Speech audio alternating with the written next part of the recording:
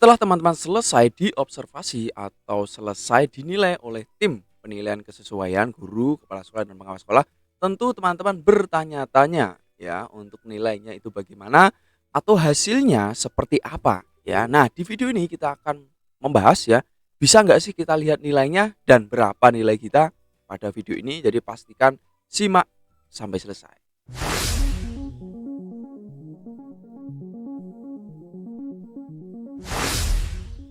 Assalamualaikum warahmatullahi wabarakatuh. Halo Bapak Ibu sahabat semuanya, sahabat Schoolpedia dimanapun berada. Jumpa lagi tentu di channel ini yang terus memberikan informasi bermanfaat ya sesuai dengan data fakta realita yang ada. Dan teman-teman yang baru melihat channel ini pastikan jangan lupa untuk mengklik terlebih dahulu tombol like, subscribe, dan notifikasinya. Kenapa? Karena jarang-jarang ya channel YouTube yang bisa memberikan informasi ya, yang bermanfaat ya seperti ini dan sesuai dengan data realita ya. Nah, baik, terima kasih dan kita lanjut terkait dengan informasi yang akan kita bahas di video kita kali ini berkaitan dengan hasil penilaian kesesuaian. Seperti yang teman-teman ketahui, saya menggunakan satu contoh akun ya. Contoh akun oleh salah satu tim penilai, bisa teman-teman lihat di sini ya. Di sini ya. Jadi ketika selesai menilai itu kan hasilnya seperti ini ya. Telah diobservasi oleh kepala sekolah, guru senior, dan pengawas ya. Nanti akan muncul seperti ini. Ini telah diobservasi dan ketika kita login ya sebagai tim penilai ya nanti ditampilkan langsung seperti ini. Dan perlu teman-teman ketahui bahwa di bagian kiri di sini ya, bagian beranda menu ya, beranda pelamar, helpdesk, dan panduan ya, hanya ada 4 menu di sini ya. Beranda, pelamar, helpdesk, dan panduan teman-teman ya. Tidak ada menu lain yang menunjukkan untuk pengecekan nilai ya. Itu yang pertama teman-teman harus pahami ya. Dan selanjutnya, nah ini yang dinanti-nanti. Jadi teman-teman, setelah teman-teman selesai diobservasi oleh tim penilai kemarin ya, 2 hari kemarin, hari Minggu dan Senin, otomatis sudah tersimpan sebuah database, sebuah data ya. Datanya apa? Tentu datanya adalah nilai-nilai ya, mulai dari nilai kompetensi dan nilai kinerja. Adapun tim penilainya di sini adalah pengawas, kepala sekolah, dan guru senior teman-teman ya, bisa lihat di sini ya. Jadi pengawas, kepala sekolah, guru senior. Nah, setelah itu nanti akan muncul rata-rata dari nilai kompetensi, nilai kinerjanya ya. Dan tidak hanya sampai di sini teman-teman juga harus pahami berkaitan dengan alur penting ya. Ini yang mana teman-teman kemarin juga sempat bertanya-tanya ya, bertanya-tanya misalkan pengawas tidak melakukan penilaian kesesuaian apakah gugur, Pak? Nah, itu tidak teman-teman. Kenapa? Karena sudah jelas dibahas ya pada aturan pembobotan. Jadi itu nilainya tidak di rata-rata lurus-lurus, tetapi ada bobotnya.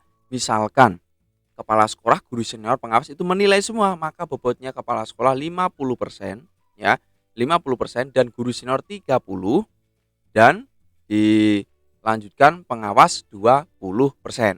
Kalau misalkan kepala sekolah tidak hadir, maka guru senior 60% dan pengawas 40% dan seterusnya sampai minimal satu penilai. Ya, jadi observasi ini bisa hanya dinilai satu orang sebenarnya ya, atau satu penilai saja minimal ya, minimal. Jadi misalkan yang hadir atau bisa menilai ya pengawas saja atau kepala sekolah saja atau guru senior saja itu bisa ya, dengan catatan misalkan pengawas itu berhalangan, sakit ya, dan lain sebagainya, atau kepala sekolah tidak bisa IT ya, itu juga tidak bisa menilai ya. Jadi yang menilai saja itu langsung diberi pembobotan.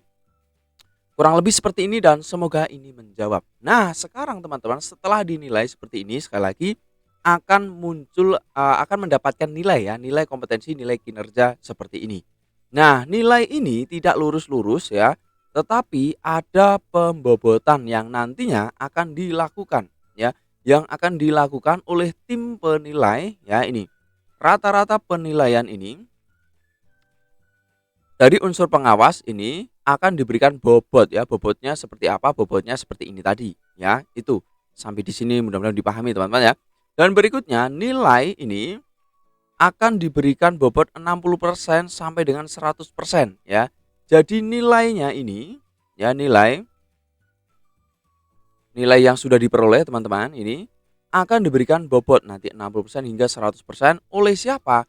Oleh Dinas Pendidikan ya dan BKPSDM dengan mempertimbangkan data pelamaran. Nah, ini teman-teman ya.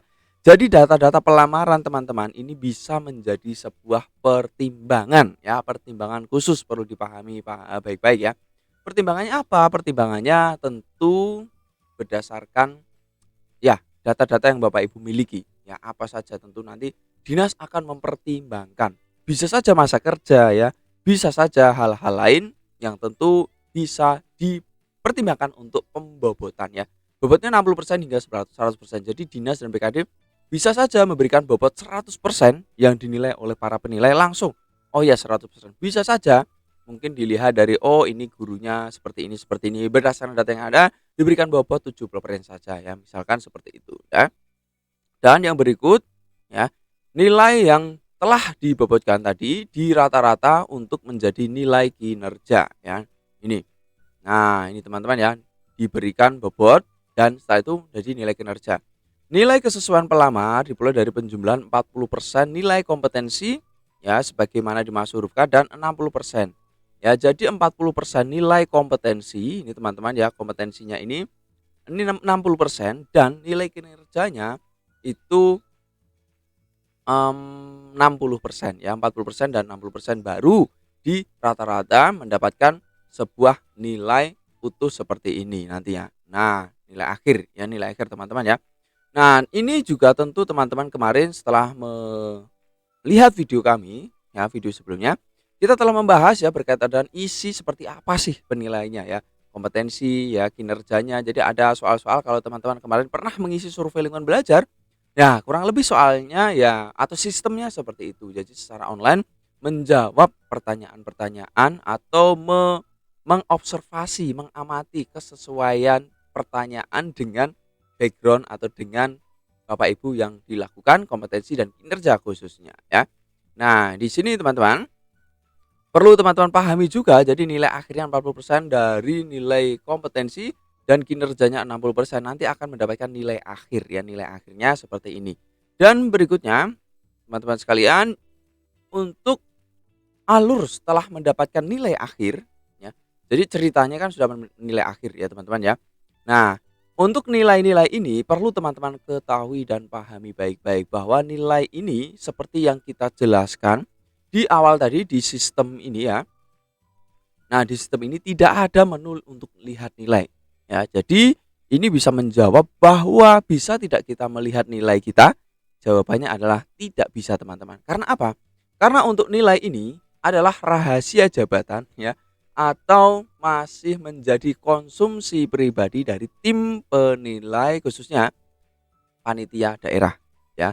Tim penilai panitia daerah yang sebagai admin yang hanya bisa melihat nilai akhirnya atau nilainya ini. Ya, jadi sistem itu sudah muncul teman-teman, tetapi yang bisa melihat hanya adminnya.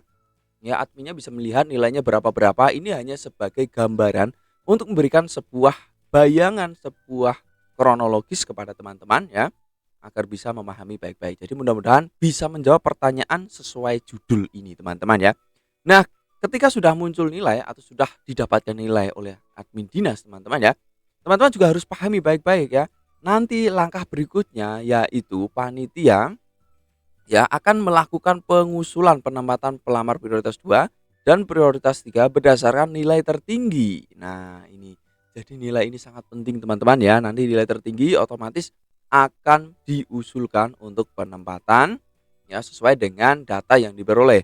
Nah, Kemdikbud ya dalam hal ini melakukan verifikasi dan validasi terhadap usulan ini ya sebagai dasar untuk penempatan pelamar prioritas 2 dan pelamar prioritas 3 ditempatkan tugas masing-masing. Jadi setelah diusulkan Kemdikbud ya atau panitia pusat tetap melakukan validasi dan panitia pusat ya Kemdikbud akan menyusun rekomendasi apabila pelamar akan mendapatkan penempatan tugas yang tidak sesuai dengan tempat tugas pelamar ya.